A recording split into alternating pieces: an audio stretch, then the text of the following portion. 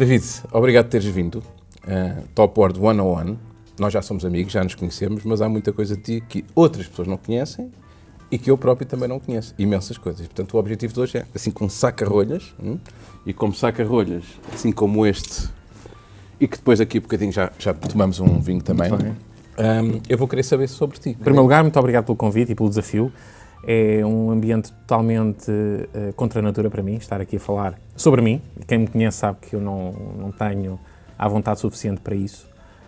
Obrigado por me desafiares e para me ajudares a sair também mais uma vez da zona de conforto.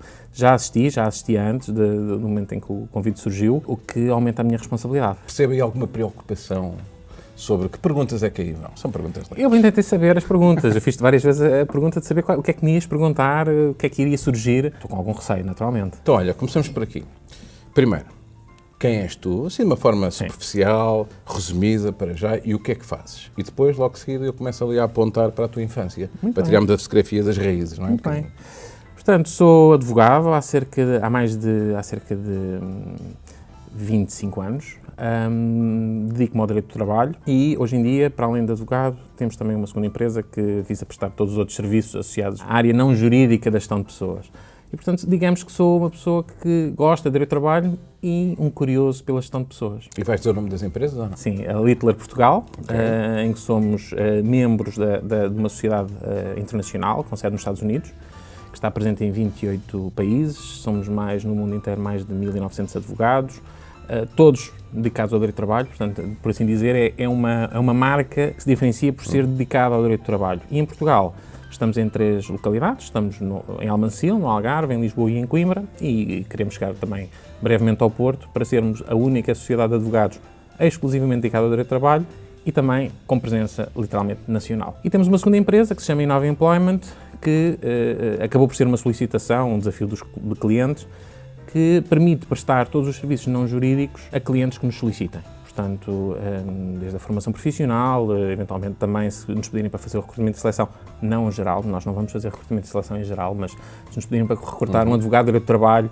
onde nós podemos ajudar as pessoas a escolher, não é? Porque temos experiência, ou alguém para a gestão de pessoas, aí sim, porque faz-nos sentido estar onde achamos que nos podemos diferenciar.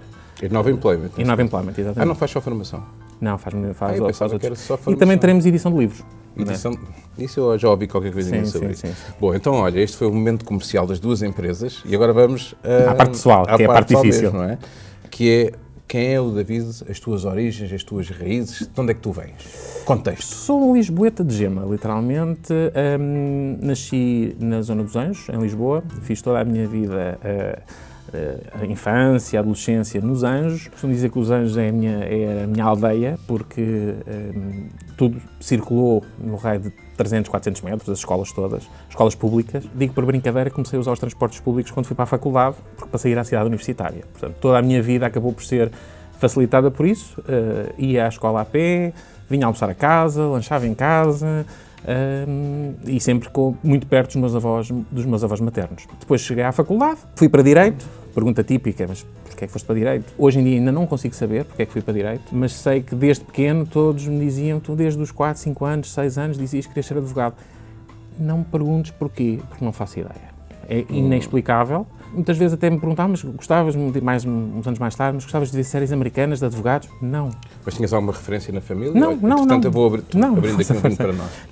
Não tinha. Aliás, na minha família nuclear fui o primeiro licenciado. A minha avó era modista de profissão e pilar... Modista? Modista. Olha, a minha avó também. E pilar estrutural da família. Eu podia dizer dona de casa, mas era muito mais do que isso. Ok, é redutor. Era extremamente redutor e hoje em dia... não iria captar a essência, mesmo ainda é o pilar, embora já não esteja entre nós, o pilar da família. O meu avô era sapateiro e, portanto, origens naturalmente humildes, mas que me inspiram muito a cada dia. E, portanto, não faço ideia porque é que fui para Direito. Sei que quando cheguei à Faculdade de Direito tive um choque de realidade, foram anos difíceis, gostei de fazer o curso, gostei tanto que acabei por passar algum tempo ficar na faculdade a dar aulas, onde estive cerca de 14 anos. Em 2022 resolvi deixar a Faculdade de Direito da Universidade de Lisboa como docente e quis-me concentrar como advogado e também a questão da família também. Farto de doutorar putos? Não. Há uma coisa curiosa que é, eu sempre gostei de dar aulas. E admito que já tive muitos alunos que passaram por mim, muitos seguramente com azar de terem passado por mim, porque não tenho nenhuma aspiração de ser o melhor professor do mundo, mas sempre gostei. E não deixa de ser curioso. Da primeira turma que dei aulas, 2 desses alunos são colegas meus de escritório hoje em dia, portanto, alguma coisa é de ter feito. Fizeste bem, não é? Alguma coisa fizeste bem. Ok, mas saltaste logo aqui para a zona de conforto de todos os profissionais de excelência, que é vamos para o corporativo, para a parte académica e tal. Vamos voltar atrás novamente, não é? Tu eras reguila, não eras reguila? Não. E que mais? Como é que é o teu núcleo? O núcleo familiar é relativamente pequeno. Cresci com os meus avós maternos. Tens irmãos? Tenho um irmão mais velho, 10 anos. Naturalmente que eles eram um pilar, porque continuámos sempre a viver muito próximos. Uma parte dos anos da minha infância vivíamos todos na mesma casa, depois passámos a viver em casas separadas, mas muito próximos. E eles acompanharam-me até há muito pouco tempo atrás, 7, 8 anos por aí. Eles estiveram sempre de uma forma muito presente e, portanto, são uma inspiração para mim, um exemplo daquilo que devemos ser, ou que eu devo ser no dia-a-dia. Claro que tenho muitas dificuldades em conseguir chegar ao exemplo deles, porque o patamar era altíssimo. Portanto, sempre que eu tenho dúvida, eu costumo dizer que aquilo que faço bem a eles lhes devo.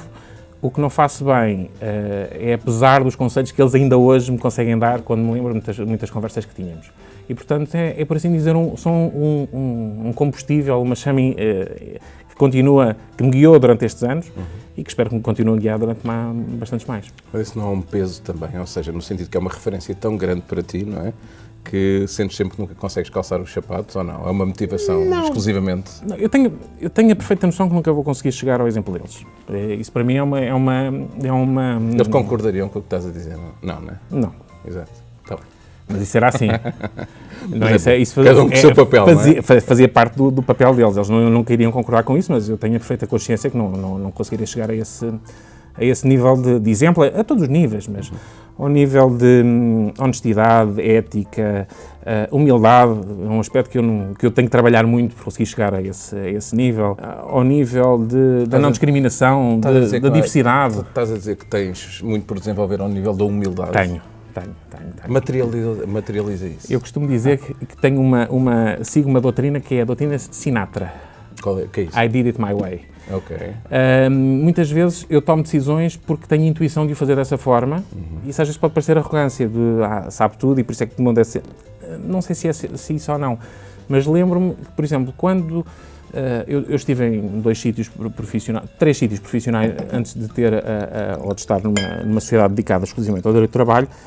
E lembro perfeitamente quando decidi sair do último sítio onde estive, saí por um motivo muito óbvio, que era finalmente ter tempo para acabar a tese de doutoramento. Não acabei a tese, acabei por criar uma sociedade. Todos me diziam, mas vais sair de uma sociedade onde estás bem? E portanto é nesse aspecto que se calhar eu poderia ouvir mais a opinião dos outros e às vezes não ouço, não é? E quem é que te motivou para essa decisão? Ou foste mesmo contra todas as opiniões? Foi um bocadinho contra a intuição, por isso é que é aquela questão da doutrina Sinatra, portanto... Não, mas é um bocado isso, é nesse aspecto da humildade que eu acho que ainda tenho que trabalhar mais, porque às vezes posso dar a sensação de que sei tudo ou tenho perfeita consciência, não... Tu ouves toda a gente, não é? Desde que concordem contigo, tu ouves toda a gente, é isso? Não, tento ouvir muitas pessoas, mas no final a responsabilidade é só de uma pessoa. Sim, isso eu percebo. Porque até me revejo. É muito fácil nós querermos desresponsabilizar dizendo, não, mas eu segui a opinião de A, de B ou de C. Isso não faz muito sentido na minha maneira de ver. Eu acho que devemos ouvir, devemos incorporar a visão das diferentes pessoas que trabalham connosco, mas no final do dia alguém tem que tomar a decisão. E esse alguém tem que ser a pessoa que toma a decisão e que se responsabiliza por ela, em nome de toda a equipa. E esse é um papel que é eminentemente solitário de o fazer. Sim, não só percebo, como te disse, como me revejo nele, não é? Tem um lado egoísta, eu diria, não é? Mas também tem um lado corajoso, que no fundo também acabamos por assumir essa decisão, esse papel, com uma boa intenção de proteger toda a gente e não de fazer sobrepor a nossa decisão e opinião aos outros, não é? Sim. E também quando temos negócios próprios, depois começamos desde a raiz, também é um bocadinho a forma como acabamos por nos formatar esse percurso nos formata, não é? Sim, é uma formação em contexto literalmente de trabalho. É curioso que eu sempre quis ser advogado, fiz o curso, acabei, fui advogado, trabalhei pontualmente fora da advocacia durante 1 ano e pouco. Deste aulas fora? Também dei aulas fora, estou neste momento a dar aulas no ISEG, que me dá muito gosto e muito prazer. Espero, de alguma forma, conseguir corresponder às ansiedades dos alunos, porque são alunos de gestão de recursos humanos em que eu tenho que tentar aproximá-los dos dilemas e dos desafios que o direito do trabalho tem no dia-a-dia. Gostava de ser melhor professor, se calhar tento fazê-lo da melhor forma. Continuo a aprender, a tentar chegar às pessoas, e é muito curioso ver que ao longo dos anos nós temos, embora as matérias possam ser semelhantes, nós temos que ir adaptando a forma de chegar às pessoas. Isso é um desafio permanente que me dá imenso gozo. E depois também na área, como advogado, como responsável de um escritório, é muito importante ser coerente. E esse é talvez um dos desafios maiores. E, mais uma vez, um exemplo que os meus avós me deixaram da coerência, que é muito difícil de conseguir. Até porque o respeito dos outros para connosco não é ganho só pela nossa competência técnica, não é? Pela nossa coerência sobre as nossas decisões. Então, olha, estávamos a falar do teu núcleo, ok? Falaste das tuas origens, um bocadinho das tuas origens, não é? Hoje, quando fores para casa, quem é que tu encontras? Vais para casa hoje? Sim. Porque não há vinho para o resto do dia. Não, hoje vou seguramente para casa. Quem é que tens lá em casa? Tenho a Joana, que é a minha esposa, que também é advogada, e tenho a Maria e o Eduardo, que são os nossos filhos. A Maria vai fazer 5 anos, o Eduardo fez 2, e aí temos um quinto elemento, que é o Cacau, um labrador que tem trazido muita alegria também aos mais pequenos e que lhes dá bastante a responsabilidade. E também. Que é Cacau porque é aqueles castanhos. Exatamente. Uma das coisas que eu tenho é a originalidade. De facto, a originalidade não é muita, e, portanto, o Cacau era castanho, e como não sabíamos se era um cachorro fêmea ou macho, o nome foi escolhido Cacau porque daria para ambos. Então, portanto, pai, neste caso tu, pai, enquanto pai, não é? Advogado, a mãe advogada, portanto os filhos já sabem que vão ser advogados ou não? Não, mas há quem diga que a Maria dá ares de advogada. Não sei porquê, mas dizem que sim. E ela gosta imenso de ir ao escritório. Aliás, os meus colegas do escritório sabem que ela adora ir lá. Eles também têm uma coisa péssima, que eu não sei como é que admito, mas é o que é tentam convencê-la a ser do Sporting. Não. É verdade, não sei, é um drama, porque o nosso escritório fica ali na zona de Entrecampos e do escritório vê-se o estádio de Alvalade. Eu já vi. E é um drama. Eu, por acaso, coloquei a minha secretária no lado oposto do escritório, mas mesmo assim eles não resistem ao facto de tentar convencer a Maria a ser do Sporting. Ela está num dilema neste momento existencial.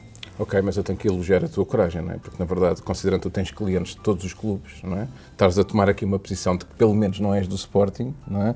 Isso não te vai colocar, não vai fazer perder clientes. Não, eu espero que não. Vamos lá ver. Eu espero que não. A relação que tenho com o Benfica é uma relação, digamos que esotérica. Okay.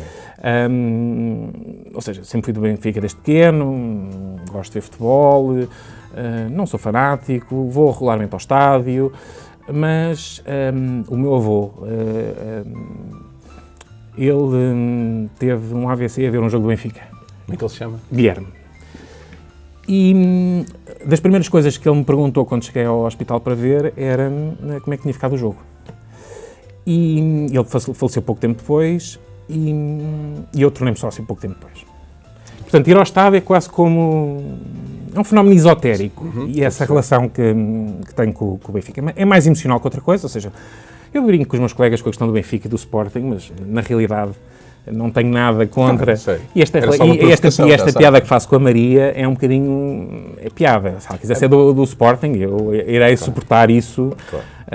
Desde que ela saia de casa rápido, não não tenho... É uma relação emocional, esotérica ou imaterial que tenho com o clube, por essa relação, pelo exemplo do meu avô. E ele não era fanático. Era só gostava de ver o Benfica ganhar. Tens uma ligação gigantesca ao teu avô, não é? Sim, emocional, sim, não é? Sim. Isso é bonito. E, portanto, espero que por isso não me vejam como um fanático do Benfica. Não sou, se me perguntarem... Eu não te conheço como tal. Se me perguntarem quem é que são os candidatos às eleições, tenho uma vaga ideia, mas nem sequer tenho... Não vivo o clube dessa maneira. Não vivo o clube. Gosto imenso do atual treinador, mas é também um bocadinho contra a corrente, porque todos dizem que está acabado. Eu espero chegar à idade dele tão acabado como ele. Sim. É mesmo financeiramente, não é? Não, isso aí não vou conseguir, a não ser que me saia várias vezes o Euromilhões, mas profissionalmente acabado como ele, espero chegar a esse tão acabado como ele está atualmente. Olha, vamos fazer aqui um brinde a nós, que eu acho que já secou o vinho com o Entrenem. Obrigado por estar aqui presente. É um gosto ter esta conversa contigo. Obrigado, David. Olha, isto é Quinta da Leda, do Douro. Eu sei que gostas do Douro. É mesmo Ótima escolha. Ótima escolha. Olha, diz-me uma coisa também, que eu tenho ainda mais curiosidade. Portanto, 2 filhotes, um menino e uma menina, a Joana, a tua esposa. Se eu lhes perguntasse, aqui aos 3, estavam aqui os três sentados, estavas ali de castigo e estavam aqui os 3 sentados. Descreve lá o David enquanto pai ou enquanto marido. O que é que eles iam dizer? Ui, não faço ideia. Pois, Péssima pergunta, eles devíamos ter convidado para eles estarem cá para dizer. Para a próxima. São pessoas as pessoas mais indicadas para o fazer. Olha, não sei responder essa pergunta, mas vou dar uma outra resposta. Navega, pronto. Não, vou dar uma outra resposta porque é aquela que eu te posso dar. Eu não... Vou-te dizer como é que eu gostava que eles me vissem daqui a uns anos. Eu volto a dizer, é muito difícil, mas eventualmente como eu me vejo a minha avó Gabriela e o meu avô Guilherme. Como exemplos de vida. Nós não somos perfeitos, vamos ter os nossos defeitos seguramente, não há nenhum objetivo de ser o melhor pai do mundo, claro que todos nós queremos, mas quanto mais altas são as expectativas, mais fácil é a frustração e mais real ela é, portanto eu não tenho essa expectativa, mas que eles me vejam pelo menos próximo à imagem que eu tenho dos meus avós, já era um exemplo de sucesso a todos os níveis. Okay. Essa ligação direta, não é, aos teus avós, emocionalmente, isso tem alguma dimensão também religiosa? Tu falaste no esotérico, não é? Que tem aquela dimensão intangível, mas a componente da religião tem aqui algum papel também? Tem, vamos lá ver. Sou católico de formação, não sou, mais uma vez, não sou nem pretendo ser um católico exemplar, de seguir um conjunto de princípios e de valores, tento fazê-lo, mas tenho perfeita noção que isso nem sempre é possível. Mas a Joana disse uma vez que a relação que eu tinha com a minha avó, e com o meu avô também, mas também principalmente com a minha avó, era o mais próximo que eu teria de alguma vez do amor de Deus. E é um bocado esse o exemplo e essa ligação que tenho à religião, mais uma vez, um avô por um motivo e por um caminho, a avó por outro, ambos como marcas nesse caminho. Epá, não querendo espremer para tu estás confortável demasiado esse assunto, mas agora só para eu entender bem, de facto, porque eu não entendi muito bem. Entendi a importância que tem, mas quando tu dizes essa afirmação que a Joana fez, não é? Sim. Que é o amor que tu tinhas, ou tens, não é? Obviamente, pelos teus avós, estejam onde eles estiverem, não sei se estão vivos. Ou eles por... Não. Eles por mim. Eles por ti. Sim, ou seja... Quando nós falamos da religião, do amor de Deus, do amor de Cristo, correto, são sempre valores, são sempre realidades que para um ser humano é muito difícil abarcá-las. Isso significa o quê? Qual é que é o limite? Como é que tu o sentes? Como é que tu o vives? E até tu teres um exemplo, tu consegues ter uma ideia que constróis, mas não consegues ter um exemplo prático. E quando eu digo que aquilo que eles tinham comigo e que eu tinha com eles era o mais próximo do amor de Deus, é exatamente isso. Um amor desinteressado, presente, é isso. Forte e intenso. Sim. Boa. Mas é muito engraçado. E tu consegues essa mensagem, essa fotografia emocional, não é? Os teus filhos têm essa... Eu sei que são pequenininhos, não é? São muito pequeninos. Não, eu sei, mas não é isso. Mas de alguma forma é presente, tu contas alguma história sobre os avós, não, etc. Sim, nós temos umas fotografias deles em casa e eu vou dizendo que são o avô Guilherme, a avó Gabriela, e eles vão antecipando. Não têm a capacidade de perceber porque é que não os conhecem. Claro que sim. Mas a presença deles existe, continua. É bonito e é esclarecedor até para mim, porque isto é sobre ti, esta conversa, obviamente, não é? Mas a minha avó, eu fui educado pelos meus pais, mas também muito pela minha avó, quase tão presente quanto os meus pais, lado materno, e apesar dessa importância toda, o meu filho, que tem agora 19 anos, mas nunca a conheceu. A minha avó já faleceu há mais tempo. E ela está muito presente em mim, mas eu raramente faço a ponte para o meu filho sobre, olha, a tua avó era isto, era aquilo, ensinou-me aquilo outro, não é? Isso é tão importante porque... Eu tento fazer isso. Pois, isso... Sabendo que eles, neste momento, ainda não têm... mas algo fica, no limite, o nome é um nome presente e é um nome familiar. Sim, eles conhecem. Pelo menos eu vou dizendo os nomes e a Maria já recorda os nomes. Muito bom. Olha, obrigado por partilhar isso, de facto. Não, a ideia disto é conhecer-te melhor, de facto, não é? Quando começamos a falar de leis, eu sei que tu não és só a falar de leis, obviamente, não é? Mas eu não sabia, de facto, não estou a puxar por coisas que eu já sabia, não tinha qualquer conhecimento e até me está a deixar a refletir, aliás, como te disse nisto, não é? Eu tenho de falar mais vezes no nome da minha avó Irene lá em casa. Olha, advocacia. Sim. Já sei que não fazias ideia nenhuma que ia ser esse caminho, não é? Não. Inicialmente, mas quando é que começaste a perceber que seria por aí? Olha, não faço ideia. Sei que na altura da escola cheguei a fazer testes psicotécnicos para saber quais é que eram as minhas apetências. Agricultor? Não, dava para gestão e último lugar em advocacia. O certo é que hoje em dia sou gestor e advogado, portanto consegui concentrar os polos opostos dos testes psicotécnicos. Não me perguntes porquê nem como. O que é que gostas mais, gestor ou advogado? Gosto das duas. Gosto das duas e gosto de dar aulas. Gosto de dar aulas. Portanto, Vamos estabelecer aqui um ranking. Não, vamos lá ver. Se eu tiver que prescindir de algumas, eu se calhar prescindiria talvez de dar aulas. Ok. Eventualmente, sim.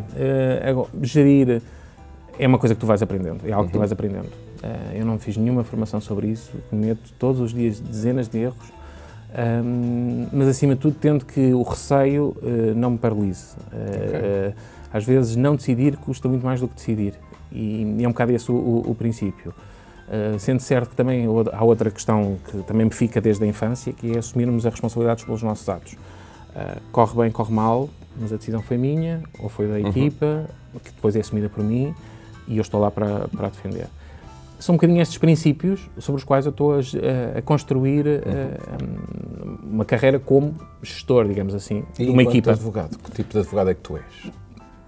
Eu sou um advogado... Não o advogado gestor, ok? Não, advogado. Há muitas vezes pessoas que dizem que quem não sabe ensina, não é? Na engenharia diz-te muito isso. Há quem diga que quem não sabe ensina. Eu tentei sempre fazer um bocadinho a ponte entre as aulas, a investigação e a atividade prática. E durante uma grande parte muitos anos, fui sempre visto como um advogado que era demasiado teórico ou um docente de universidade que era demasiado prático. Okay. E, portanto, na altura eu percebi isso como críticas e hoje em dia tento que sejam caminhos de cruzamento. Portanto, eu acho que o advogado deve ser prático, porque o cliente hoje em dia não quer saber da teoria XYZ, quer ter uma solução para o caso. O cliente não quer saber porque é que é aquele caminho, quer que alguém lhe dê confiança que esse é o caminho a seguir, mas para isso é preciso também ter uma base teórica bastante importante, porque, surpresa das surpresas, a lei não diz tudo e a lei escrita não diz tudo e nós temos que apelar ao direito, que é algo mais do que apenas a lei que está escrita, as letras pretas em folha branca. Não é? E a interpretação, não é? E, portanto, eu diria que sou um bocadinho um advogado que tenta conhecer o cliente, tenta conhecer o negócio do cliente, tenta antecipar as necessidades do cliente e essa é um bocadinho a imagem que tento passar aos colegas mais novos, a questão da proatividade, a questão de não estar à espera que o cliente nos conte tudo para sermos nós a perguntar e fazer as perguntas certas com base na nossa intuição, mas também com base na nossa experiência de casos semelhantes e estar lá para o cliente sempre que ele necessita, porque eu acho que é isso que nos vai diferenciar da inteligência artificial, que está aqui mesmo à porta. Isso e outro aspecto que é podermos incorporar a inteligência artificial no nosso dia-a-dia enquanto advogados, mas também enquanto gestores, enquanto docentes, porque estará fora da atividade quem não a incorporar e não a souber utilizar. Já faz isso? Tento. Ok. Sou um curioso e um curioso pela inteligência artificial. Tento fazer isso enquanto docente, também a criar quizzes para os alunos, apresentações, enfim, tento fazê-lo. Tento incentivar os alunos a fazê-lo, porque dizermos hoje em dia aos alunos que não utilizem de todo a inteligência artificial, das duas, ou estamos a enganar porque eles vão usar, ou estamos a não prepará-los para o mercado de trabalho, onde vai ser necessário utilizar. Portanto, temos que encontrar aqui um caminho. É um caminho infalível? Não é, mas é um caminho que temos que trilhar. Eu conheço-te como uma pessoa e um profissional super empreendedor, que gosta de desafios e que assume o risco. Um risco controlado, acredito que sim, não é? Isso é espetacular enquanto pessoa, tens a minha admiração, eu até me revejo nisso também, enquanto gestor também. Enquanto advogado, isso é uma coisa boa ou és de arriscar menos enquanto advogado? Como é que tu levas essa forma como enfrentas o desafio para o campo da advocacia em concreto, não é? Na gestão do risco versus desafios, não é? Há várias visões sobre o advogado. Podemos ter um advogado cujo objetivo é apresentar ao cliente a melhor solução possível, de acordo com os mecanismos. Pode não ser a melhor solução em termos de eficiência para o cliente. Okay. Ou podemos ter alguém que só olha para a eficiência, ou podemos ter alguém que faz um bocadinho uma mistura das duas. Eu tento, ao máximo, perceber, por isso é que é importante conhecer o cliente, conhecer o setor e perceber qual é o grau de risco que o cliente quer ter. Nós podemos ter clientes que não são completamente aversos ao risco. Aí há uma abordagem específica para o cliente. Há outros clientes que me dizem, mas o gestor, aquilo que faz o tempo todo é gerir riscos. Verdade. E se é gerir riscos, eu preciso saber os meus riscos para tomar uma decisão. E depois da decisão do cliente, nós estamos lá para apoiá-lo. Não queremos é que o cliente... não faz hoje em dia nenhum sentido enviar ao cliente análises das dezenas de hipóteses possíveis. O cliente, 1, não vai ter tempo, 2, vai se desaborrecer, 3, não vai querer saber. Portanto, nós temos que conhecer o cliente para, quando damos uma determinada análise, ela é adaptada a esse cliente porque já conhecemos o negócio, já conhecemos o seu grau de aceitação ou não do risco. E é um bocado hoje em dia esse o trabalho que o advogado tem que fazer, e eu quero acreditar que esse é o trabalho que a inteligência artificial não vai substituir o advogado, para além de irmos eventualmente a tribunal, e naturalmente que eu também gosto de fazer tribunal, mas esse aconselhamento estratégico eu acho que ainda estará reservado aos seres humanos durante mais alguns anos. Isso é a questão da inteligência emocional. É giro que estás a dizer isso porque eu tinha aqui outra questão para ti relacionada, que estava agora a pensar nela e tu acabas por responder também, que é até que ponto é que eu conheço-te como alguém simples, focado no trabalho, estratégico, e quando tu dizes conhecer o cliente, das conversas que vamos tendo, tu conheces, não é só a realidade empresarial do cliente, tu estabeleces uma relação com uma comunicação, daquilo que eu vi até hoje, não é? Próxima, uma linguagem simples, com o cliente, que ao mesmo tempo é cliente barra parceiro, de alguma forma também, não é? E isso, aquilo que a IA não consegue fazer, não é? E, de facto, essa forma... E eu estou aqui a pensar nos profissionais que eu conheço da tua equipa. Todos eles, advogados, ou quase todos eles que eu conheço, pois tens outras funções na empresa, naturalmente, mas todos eles têm uma abordagem, uma forma de estar super simples, super profissional também, não é?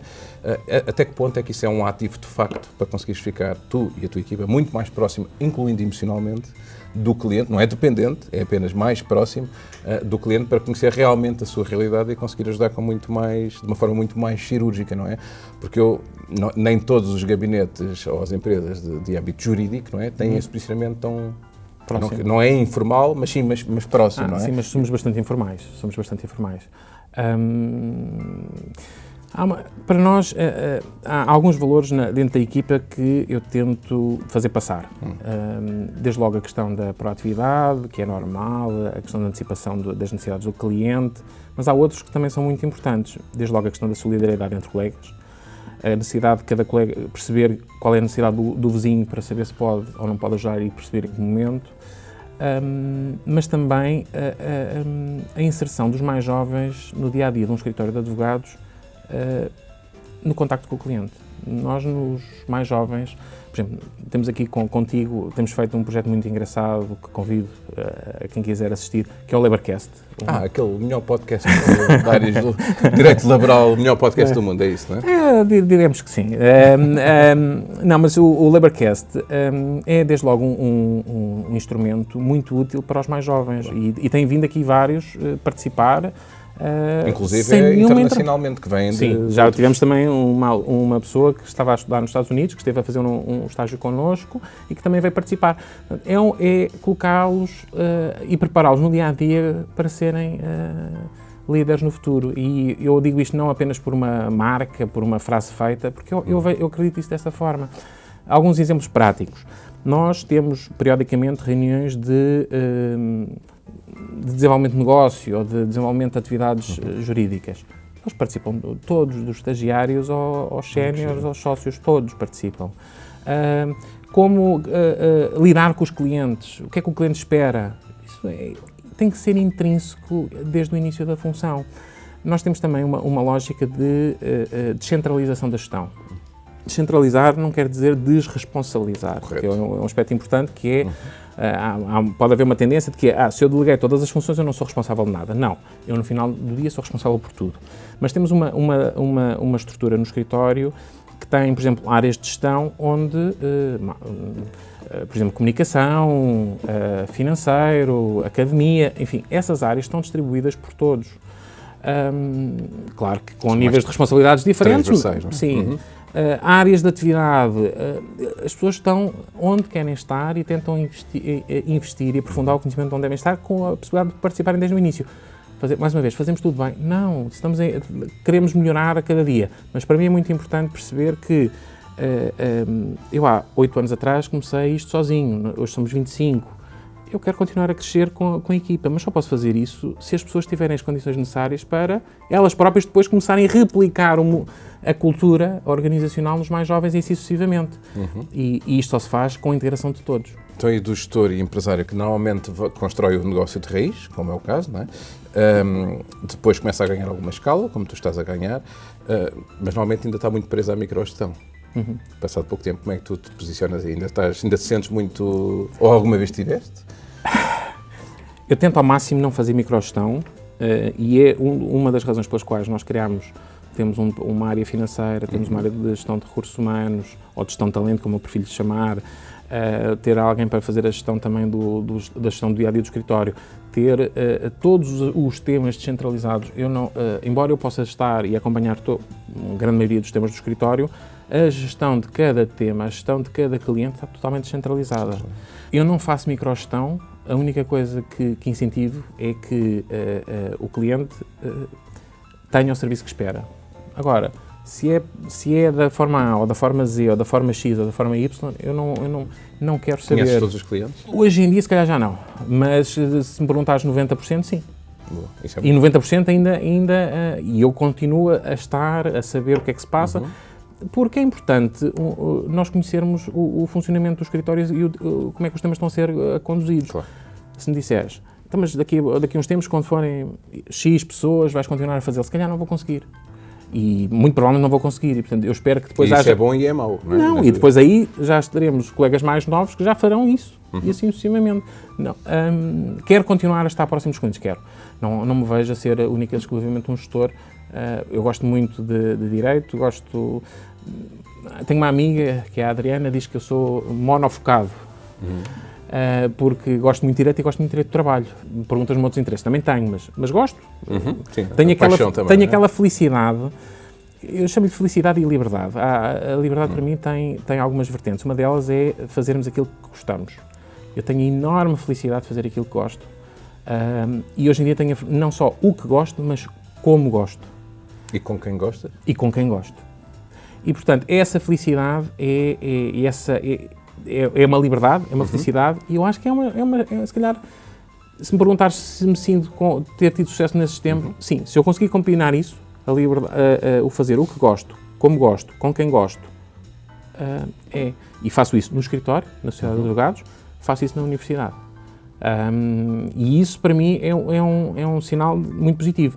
Por outro lado, quero acreditar também consigo cumprir os mínimos olímpicos enquanto pai e enquanto marido. E nunca passaste por aquela situação em que eu vejo-te sempre com os headphones, no meio de uma chamada, a chegar dentro do carro, já chegou de carro, mas eu não sei do carro, estás a terminar uma chamada, com os livros atrás, enfim, uma série de coisas. Super atarefado sempre, obviamente aqui no âmbito do trabalho, que eu estou a falar, e portanto tu deves ter seguramente muita gente que diz que tu és workaholic, que se calhar é too much, em determinada altura, etc. Eu sou alvo, vítima, brincando com as palavras, também do mesmo tipo de análise, não é, de comentário, e eu gosto sempre que merece, que vale a pena, obviamente o interlocutor, às vezes não vale a pena, mas sempre que vale a pena eu gosto de tentar que as pessoas vejam que há uma diferença entre ser-se apaixonado por aquilo que se faz ou ser-se dependente. Ou ser-se dependente, não é? E o que tu estavas a dizer é isso também, não é? Porque de facto o facto de teres a felicidade de fazer aquilo que gostas, quer dizer que de facto aquelas horas todas cansam, mas sim, cansam numa coisa que gostas e que amas, não é? No fundo. Sim, não é? E que também eu tento que não me deixe cego para o resto. Eu gosto muito, gosto de trabalhar, mas também gosto de ter tempo, e estou a conseguir finalmente a ter tempo para fazer exercício físico, que é muito importante. O que é que estás a fazer? Voltei a jogar ténis, com um professor com quem já tinha tido aulas há muitos anos atrás, e também estou num ginásio com uma PT que me está a ajudar finalmente a perceber que... Não, a perceber que há músculos que eu não fazia ideia que existiam, e que é fundamental para o bem-estar psicológico, bem-estar físico, para a postura que podemos ter, mas lá está, é um trabalho constante, não adianta nada ir uma vez ao ginásio e desistir. E a Joana já nota efeitos, no sentido de estás menos chato quando chegas a casa? Não? Isso eu acho que ainda não, mas eu acho que é bom ter pessoas exigentes, não é? É bom ter pessoas exigentes, e eu quero estar melhor... E por uma questão muito simples, nós temos no escritório a felicidade de poder contar com o professor António Monteiro Fernandes, que na nossa área do direito do trabalho é uma referência. E ele, para mim, tem sido uma referência a título pessoal a muitos níveis, já tiveste a oportunidade de o ter aqui? Já, ainda queria fazer uma pergunta sobre ele, mas agora continua. Não, mas ele tem sido tem um exemplo, um percurso de vida absolutamente exemplar e ele está a trabalhar connosco já há uns anos. Eu gostava imenso de chegar à idade dele com a mesma presença. Ele não é senhora, portanto eu posso perguntar que idade é que ele tem, não posso, ou não? Podes, e eu espero não estar a dizer... Eu faço pi. Não, é melhor não... Está bem. Não vou cometer essa inconfidência, mas tem idade para ser claramente nosso avô. Mas tem uma vitalidade física, emocional, intelectual... E física. Que eu vi-o a subir as escadas aqui no estúdio no outro dia. E física. Impressionante. E, portanto, quando eu penso em exemplos de vida, posso pensar em vários, e ele também é exemplo nisso, mas na capacidade de se manter ativo, eu acho que é um exemplo a seguir. E, portanto, eu quero começar já a não deixar para depois a questão da atividade física, de manter-nos ativos, porque é muito fácil nós ficarmos na cadeira. O mais fácil é ficarmos sentados à espera que o tempo passe. Que é porque temos o pretexto ideal, que é estamos focados na empresa focados no trabalho. Que é para todos nós. Sim, e eu não posso ir a trabalhar aqui porque a seguir não consigo. Não. Ficamos muito mais produtivos. Claro. Muito mais produtivos. E mais do que isso, ficamos com saúde. E a saúde é uma das coisas que tu começas a perceber que é importante quando começas a deixar de a ter. E eu devo dizer que medos que posso... Não, eu não falo em medos, mas há receios que tenho. Um dos receios é perder a saúde. Ou tornar-me um peso, de alguma forma, para as outras pessoas. E temos que começar a tratar disso o quanto antes. Eu já devia ter começado há mais tempo, mas comecei agora. Tens 25 anos, portanto não tens... Não, tenho 25 anos de atividade profissional, portanto tenho mais para uns aninhos a seguir, mas sim, tenho que começar Fazes bem. E o tempo voa. Olha, eu sempre fiz exercício a minha vida toda, até que deixei de fazer e fiquei neste estado. E agora inscrevi-me no ginásio. Portanto, vou voltar ao ginásio para ficar fit como tu. Tu jogas pádel ou ténis? Ténis. Mas só voltar para o ginásio... Pádel é para meninos. Não, também gosto, mas voltei para o ténis porque era um professor com quem já tinha estado e gostei bastante dele. E gosto. E se não tiver professor no ténis e se não tiver professor no ginásio, eu seguramente que tenho um problema de disciplina muito grave, que é não ir. E, portanto, tendo alguém que me diz, amanhã temos a aula, não sei, eu vou. Tu tornas-te consistente em não ir, não é? Caso não tenhas sim. Eu confesso que esse é uma das minhas características que eu se calhar já devia ter trabalhado há mais tempo, que é, eu funciono bem sob pressão. Aliás, eu se não tiver pressão, se calhar já não funciono tão bem. Portanto, a pressãozinha de amanhã temos treino, como já recebi hoje, lembrete. É importante para me fazer ir. A minha esposa e os meus amigos sabem perfeitamente que a pressão para mim é... Faz parte, não é? Faz parte. Olha, diz-me uma coisa. Tu falaste há pouquinho do professor que trabalha já convosco há algum tempo e eu estou-me a lembrar que era uma das questões, por isso é que eu disse que ia abordar o tema também, que eu adoro na tua equipa, que é de diversidade. Não só de género, de sexo, mas também de idades, não é? Como é que tu escolhes as tuas pessoas, seja numa perspectiva desde o estagiário ou um parceiro... Para mim, a idade não é tema. Porque a tua equipa é muito diferente entre elas, mesmo muito diferente. Mas isso é a parte que eu gosto e é uma das coisas que eu gostava de conseguir manter. Porque permitir que... As equipas têm... se forem pessoas todas iguais ou todas com os mesmos métodos, não vai funcionar. Porque nós também lidamos com clientes muito diferentes. E, portanto, eu acho que a diversidade é absolutamente chave. Ela é assim porque aconteceu. Dirás, mas aconteceu porque se calhar tiveste alguns procedimentos, algumas preocupações. Sim, a questão da idade para mim não é relevante. Eu não quero saber que idade é que a pessoa tem. Não é pela idade que eu consigo perceber se a pessoa é mais ou menos sénior ou mais ou menos capaz. Eu quero saber a experiência. Quero saber que valores é que a pessoa tem de vida, profissionais. E se calhar temos mudado um bocadinho o chip de fazer o recrutamento não tanto por questões académicas, mas por questões de perfis. Uma das últimas perguntas que hoje em dia a equipa faz é: esta pessoa encaixa ou não encaixa na equipa? E porquê? Fit cultural. Faz ou não faz? Adequa-se ou não se adequa? Hoje em dia o processo de recrutamento já não passa por mim, a não ser perfis mais séniores. Nem na fase final? Não. É uma das questões que eu acho que é importante as pessoas perceberem, que elas têm que participar no processo de decisão. E têm que ser elas a escolher com quem querem trabalhar. Então é garantido que neste momento as pessoas que são recrutadas para a Littler de Portugal e para a Inova Employment já não são pessoas à semelhança do perfil do David? Isso eu não sei. Não, propositadamente. Ou seja, não são pessoas... Porque nós temos essa tendência, enquanto gestores, não é? Procuramos sempre a nossa semelhança. E perguntam-me, pessoa, queres ver o perfil X? Eu posso dar uma vista de olhos, mas a minha questão é, a equipa está confortável com a decisão? Claro. Então vamos a isso. Perfis mais séniores ainda passam por mim, mas são muito pontuais. E eu prefiro manter a estrutura neste molde, porque eu acho que também responsabiliza quem está na equipa. E por outro lado, são eles próprios que vão trabalhar a seguir. Faz algum sentido ser eu a escolher alguém que depois, quem vai trabalhar no dia-a-dia, também posso ser eu, é verdade. Mas depois não sou eu. Não, acho que isso tem que estar descentralizado. Mais uma vez, descentralizar não quer dizer desresponsabilizar, porque no final do dia, se correr mal, que não tem corrido, estou lá eu para resolver com a equipa.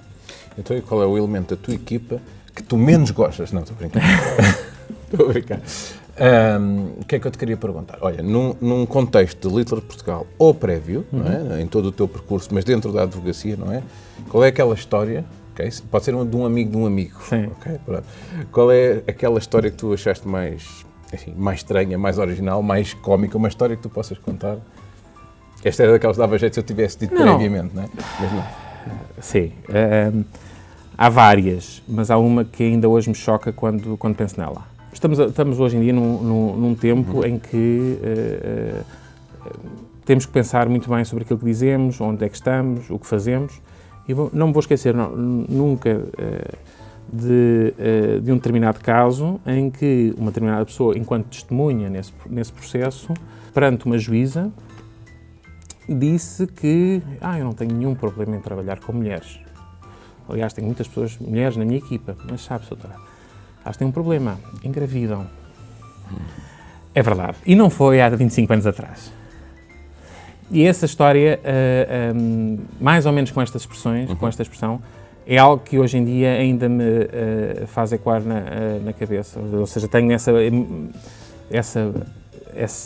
imagem muito presente, porque é algo que hoje em dia esperávamos que isso não acontecesse. Não é? Temos hoje em dia problemas, ou melhor, desafios ao nível demográficos, da parentalidade, da igualdade de direitos e devemos caminhar nesse sentido. Mas devemos caminhar sempre pensando que temos, quando protegemos um determinado grupo ou outro, devemos tratar todos por igual, mas se protegemos um, temos que pensar nos reflexos do outro. A sociedade não vive de grupos isolados, vive de grupos que têm que se interrelacionar. E isto é verdade para uma sociedade e, por maioria de razão, é válido para uma empresa, para uma organização. E, portanto, é um bocadinho a mesma lógica de integrar todos, tratar todos por igual, mas torná-los conscientes de que aquilo que acontece com um tem necessariamente peso com o outro. E tornar consciente de que as relações nas empresas não são só empregador, trabalhador, beneficiário da atividade, prestador de serviços, é o ecossistema todo que está em causa. Portanto, quando se toma a decisão relativamente a uma pessoa, tem que se pensar nas outras e sucessivamente. É difícil, cometemos muitos erros, mas o objetivo é cometer cada vez menos. Então dá-me aqui um conselho. Okay? O Top Art Studio é uma empresa, deixou de ser um projeto há algum tempo para ser uma empresa, mas ainda de pequena escala, com posicionamento estratégico diferente. Mas eu, paralelamente, como tu sabes, eu estou à frente de outras empresas também. Tendencionalmente, mas com toda a isenção, eu dou por mim com equipas construídas que têm muito mais mulheres do que homens. Em função da competência, em função do percurso que tiveram, não há cotas a respeitar, nem de máximo de homens, nem mínimo de mulheres, nem coisa nenhuma. De uma forma muito, muito natural.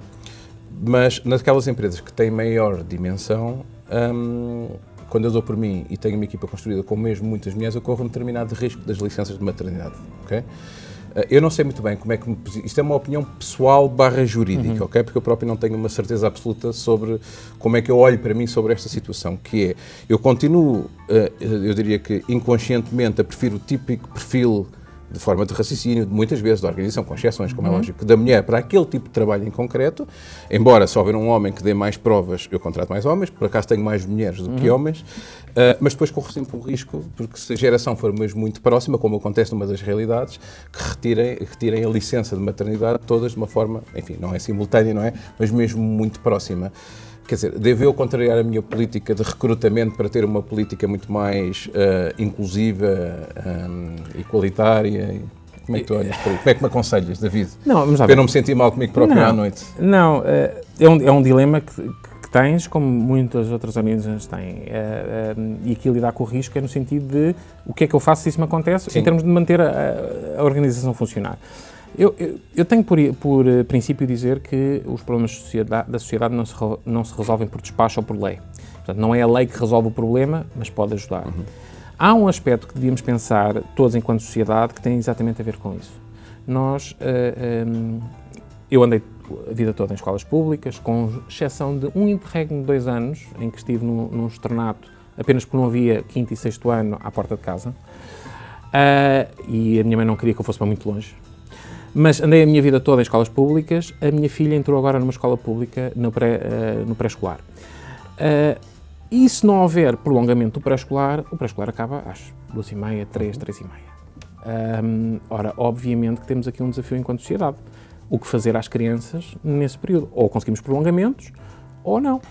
Eu acho que temos que pensar não tanto a questão da licença de maternidade da mulher, ou da licença parental, ou do pai, ou da mãe, ou o que for. Acho que devemos pensar seriamente, enquanto sociedade, em permitir que os pais, numa fase inicial da vida das crianças, pudessem ter a possibilidade de trabalhar a tempo parcial, mas com uma compensação por parte do Estado, porque eu acho que deve ser um contributo de todos.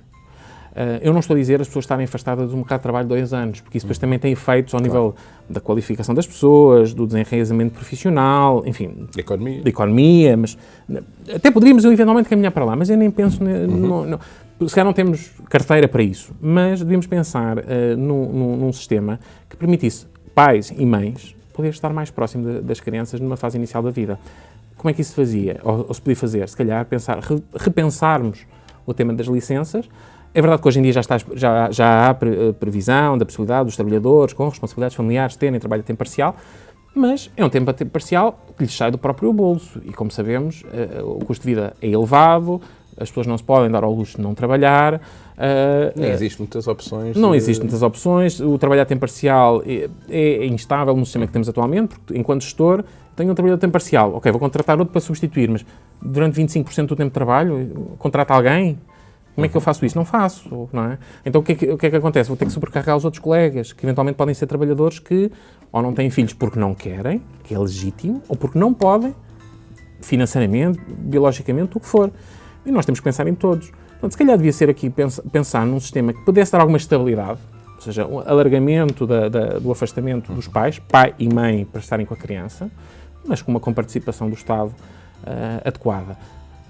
O que temos atualmente é bom, não é? Eu não queria entrar por aí. Acho que, se olharmos para outros países europeus, estamos dentro da linha. Mesmo quando se fala agora do trabalho 21, do anteprojeto de reforma do Código de Trabalho, acho que estamos dentro da linha. Até vamos ficar mais na linha daquilo que se passa na Europa. Temos um problema de natalidade um bocadinho pior do que o deles, do resto da Europa. Não? E mesmo que não tivesse um problema de natalidade, temos outro problema que é muito grave hoje em dia, que é a saída das pessoas de Portugal. Nós não queremos que os nossos amigos, filhos, o que seja, familiares, imigrem. Não queremos. Não queremos que eles continuem próximos. Mas se não alterarmos, de alguma forma, o paradigma das relações laborais e também da capacidade da economia por corresponder, porque não se aumentam salários por decreto. Claro. Não se aumentam salários por decreto. Isso é uma frase que utilizas muito, não é? Eu tenho por hábito dizer que não se faz nada por decreto, embora pontualmente haja coisas que façam sentido, nomeadamente este tema, para repensarmos as políticas de parentalidade. Mas temos que encontrar formas de evitar que as pessoas tenham que ir para o estrangeiro trabalhar, evitar que fiquem por lá, arranjar incentivos para que as pessoas possam regressar, porque as experiências nos estrangeiros são boas em termos profissionais. Estiveste no estrangeiro, eu também trabalhei fora, isso é importante, mas é importante depois nós conseguirmos também fazer isso em nossa casa. Temos que pensar nisso, temos que pensar dessa forma e também porque de outro modo podemos correr o risco de ter uma situação demográfica bastante mais grave e não é daqui a muitos anos. Mas ao dia de hoje, qual é o tema da legislação laboral, não é? Do direito laboral que está mais a arder? São vários. Neste momento temos um projeto de reforma da legislação laboral que tem sido muito amplamente criticado. Mais uma vez, nós não temos que procurar a perfeição nas coisas, porque se estivermos a procurar a perfeição é a mesma coisa que andarmos atrás do pote de ouro no fim do arco-íris. Podemos correr e não vamos encontrar o pote de ouro. E a perfeição é a mesma coisa, ela não existe. Há uma outra frase que eu também digo para a equipa, que é mais vale feito do que perfeito. Já ouvi isso sobre ti, mas não foi de ti. Ah, sim? Da tua equipa, a dizer, o David diz isto assim. Pois, então é porque é verdade. No sentido positivo e construtivo. É porque é verdade. Mais vale feito do que perfeito. E, portanto, temos que tentar pensar num modelo de relações laborais que não seja excessivamente rígido e protetor de determinados grupos populacionais, porque isso, invariavelmente, vai afetar os outros que estão a querer a reentrar ou a entrar no mercado de trabalho. E temos que encontrar mecanismos de ter maior flexibilidade. E podes dizer, mas tu és advogado do trabalho, tu dizer que a legislação quanto mais complexa melhor, não é? Para ter mais trabalho. Não, não é esse o objetivo. Se as empresas tiverem um bom ambiente profissional para se desenvolverem, vão precisar na mesma de advogados do trabalho ou de outro tipo de advogados, mas com outro clima organizacional e outro clima empresarial muito mais favorável ao desenvolvimento económico, a pagar melhores salários, a dar melhores condições de vida às pessoas, porque afinal tudo é isso que queremos, porque se isso não acontecer, não é por eu aumentar o salário mínimo para 3.000 euros que as pessoas vão receber 3.000 euros no final do mês. Uma carga muito grande mesmo. Além da questão fiscal, que é pesadíssima em Portugal hoje em dia. Uma pessoa que ganha 3.000 euros líquidos é multimilionária em Portugal. Quer dizer, agora como é que se chama aquelas casas que vão ficar disponíveis a preços moderados? Exatamente. Pronto, mas eu, em termos políticos, não... há outra questão importante que é... Estamos a falar da realidade. Não, acho que há um aspecto que para mim é muito importante, como advogado, mas também como gestor, que é a questão da comunicação interna e externa. Devemos tentar aprender todos os dias como fazer comunicação. É muito difícil, não é fácil, mas é um instrumento hoje em dia essencial. Sem ter pelo menos a preocupação. Erros vamos cometer, muitos seguramente, se calhar dizemos uma coisa que não queríamos dizer e que devíamos ter dito de outra forma, mas a comunicação tem que estar inserida no core business de qualquer organização. Para dentro, saber comunicar para dentro, mas também saber comunicar para fora. E esse exemplo, eventualmente, é um problema de comunicação, porque em termos de facto, nós temos que encontrar mais casas para o mercado.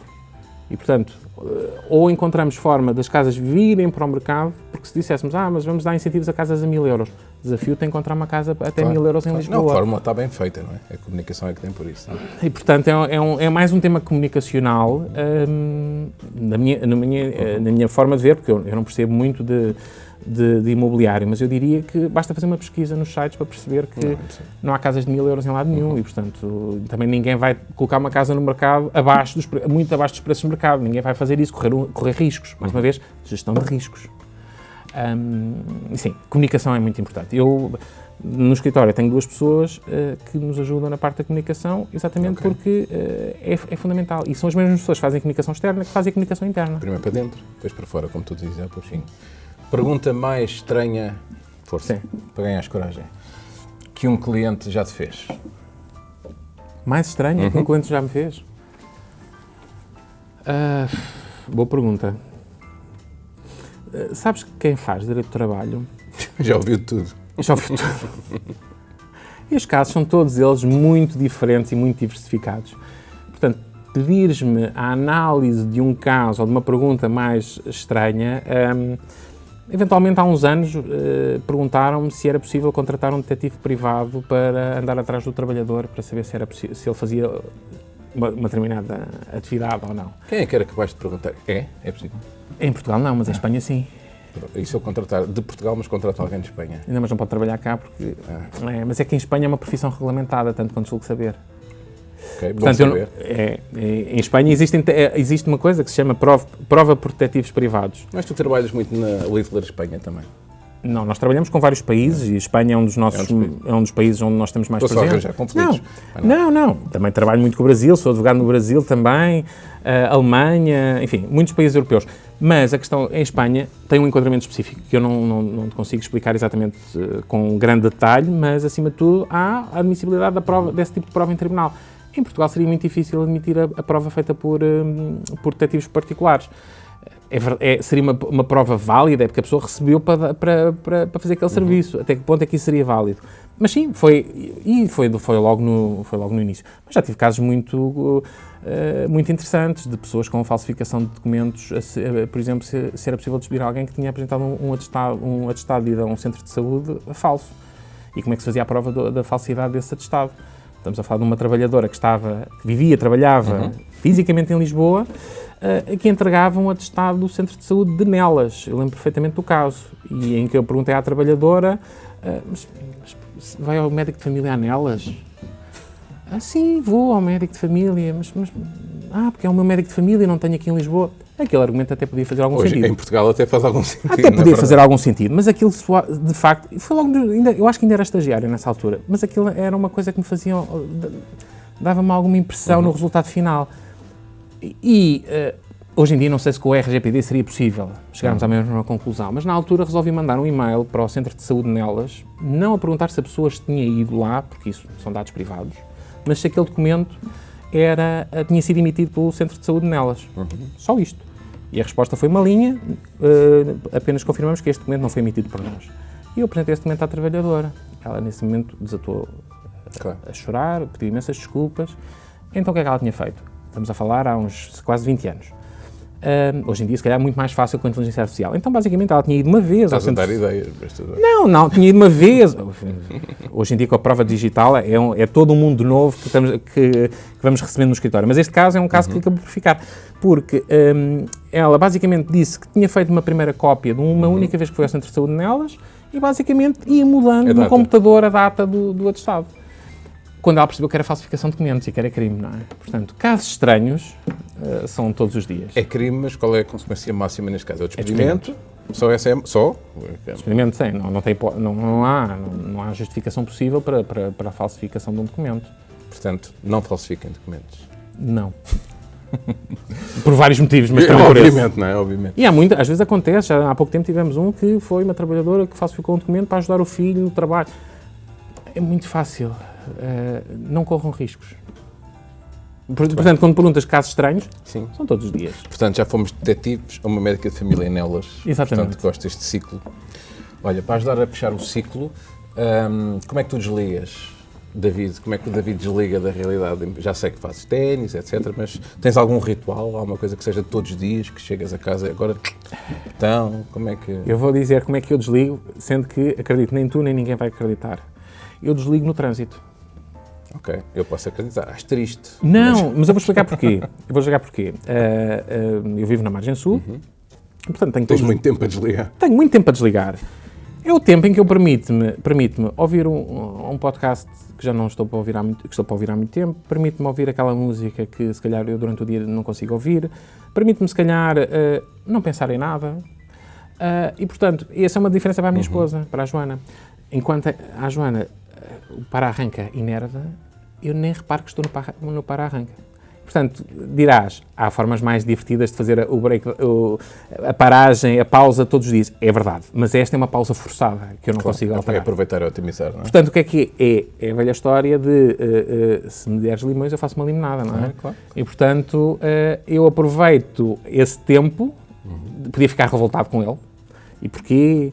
E se calhar não devia morar na Margem Sul, mas eu adoro, eu nasci em Lisboa, exatamente no centro de Lisboa. Quando decidimos morar para a Margem Sul, a maior parte da família, amigos, mas vocês vão fazer uma asneira terrível, e a vossa vida, e isto.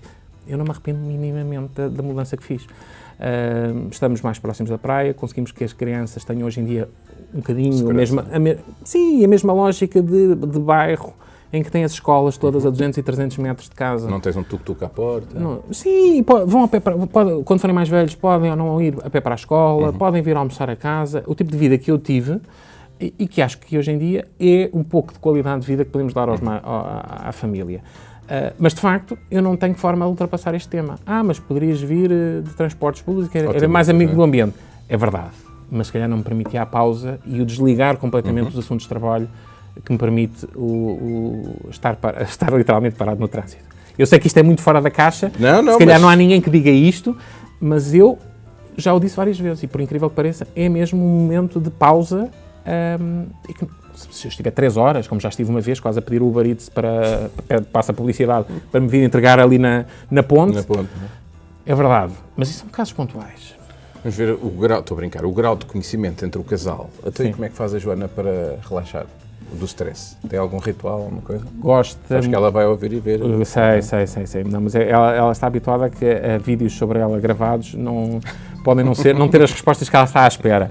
Não, mas basicamente ela tem também a mesma lógica do exercício físico. Ela começou, aliás, muito tempo antes, e nesse aspecto foi um exemplo para mim, a puxar para mim para esse efeito. Aliás, Foi ela própria que me indicou, que me sugeriu a PT que me está a acompanhar neste momento.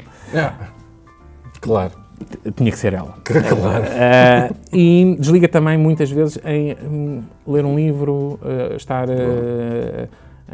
em silêncio, cada vez menos é possível com duas crianças, uma de 2 e outra de 5. O silêncio é um bem raro. Se é na margem sul, podem ir para o quintal ou para o jardim. Sim, mas não deixa de ser um bem raro, mas sim, eu diria que esses são momentos de que ela utiliza para isso.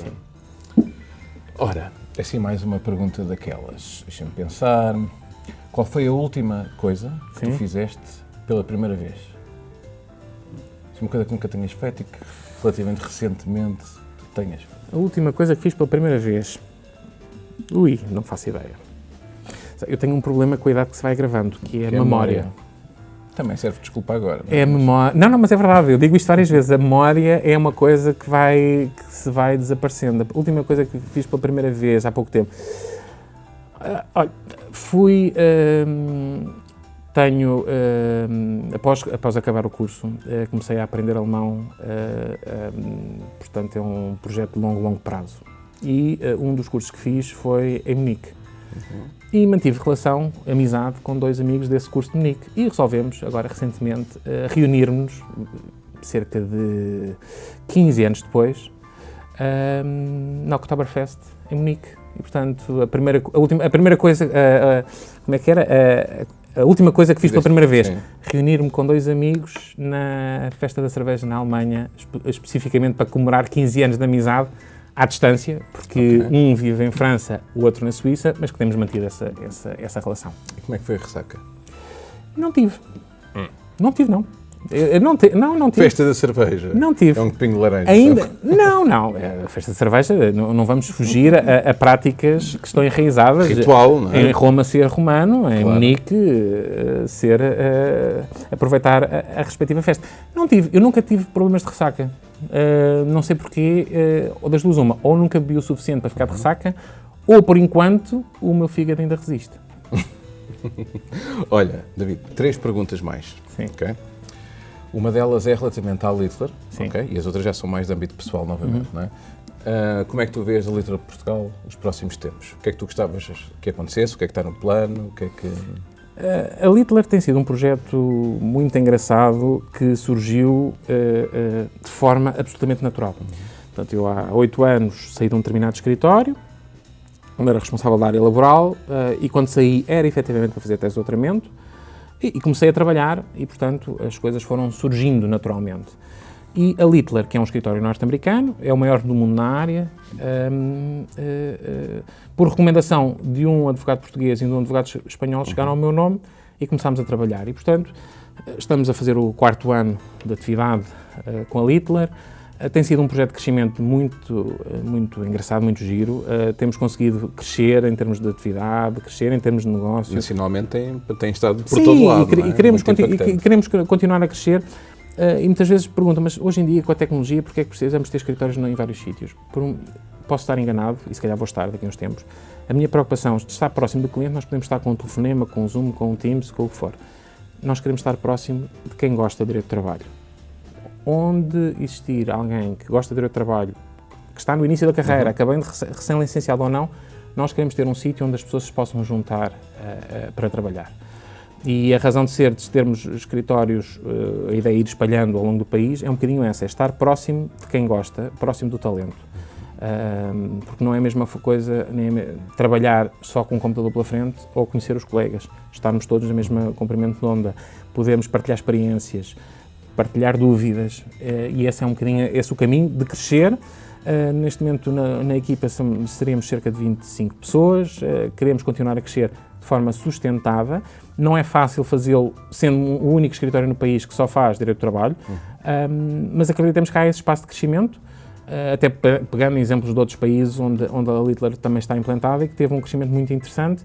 É uma marca nova em Portugal, mas é uma marca histórica no mundo, designadamente nos Estados Unidos, onde já tem mais de 70 anos. E é uma honra e um privilégio e uma enorme responsabilidade conseguir responder aos patamares de exigência de clientes estrangeiros, Estados Unidos é verdade, mas Espanha, Alemanha, França, Itália, Brasil também, e portanto estamos com muito gosto a fazer esse trabalho. E há outro aspecto interessante, que é, nós tentamos que esta experiência internacional seja transversal no escritório. Nós, o ano passado, organizámos em Portugal o Encontro Europeu de Sócios e o Encontro Europeu de Associados. Recebemos no Algarve cerca de 160 pessoas numa semana.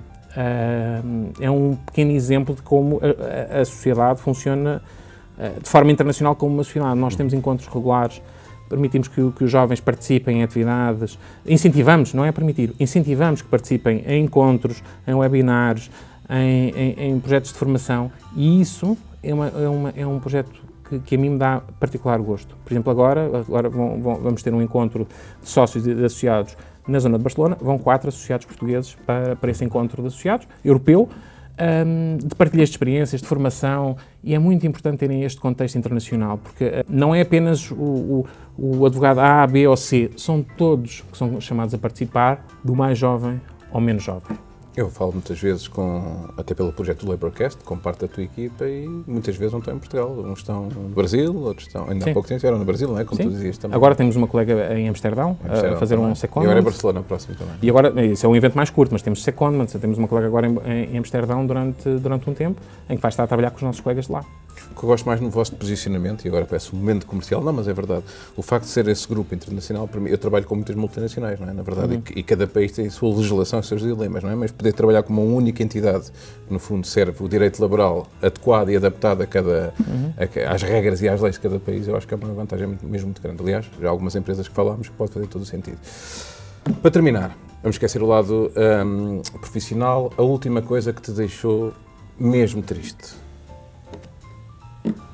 A última coisa que me deixou mesmo triste. Ui.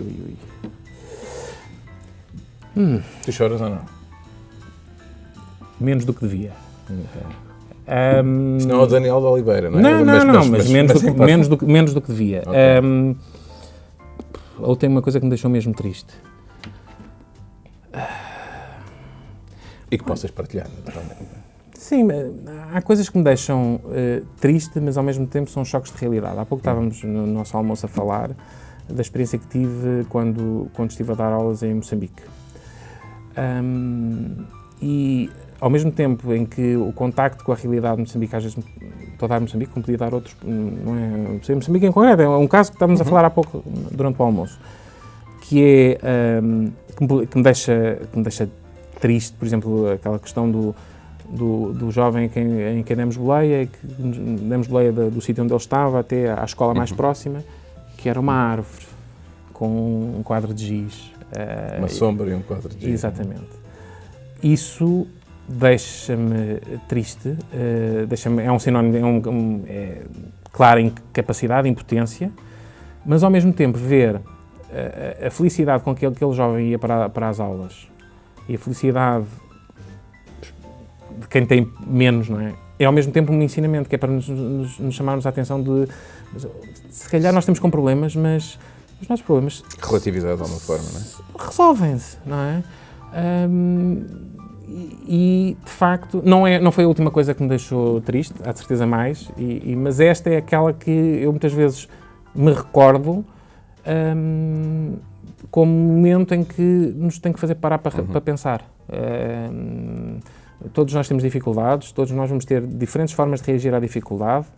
Há quem veja em cada problema 10 soluções e há quem veja em cada 10 soluções 200 problemas, não é?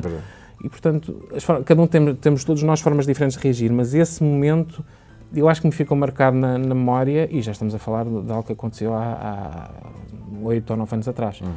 Não me vou esquecer desse momento. E tu partilhaste comigo, até foi giro, não é? Que é, primeiro, vocês estavam com um carro, não sei se posso partilhar, sim. Disseste-me que estavam com um carro alugado, não é? De caixa aberta, que é normal naquela geografia, e que o menino até ia saltar para a parte de trás, para a caixa, não é? Sim, ele ia saltar para trás e não, vem para dentro do habitáculo. E quando entrou, dissemos, olha, põe o cinto. Ele não sabia o que era o cinto de segurança, ou pelo menos ficou incapaz de colocar o cinto, e obviamente que não íamos circular com uma pessoa no carro naquelas circunstâncias sem utilizar o cinto. E esse é outro exemplo de coisas que são absolutamente óbvias Dados para nós, adquiridos, não é? dados adquiridos, não são assim tão óbvios. Claro que, obviamente, podia haver o receio da criança, de ser, enfim, do que for, mas olhando para os dois aspectos, do sítio onde ele ia aprender e ia com um sorriso nos lábios,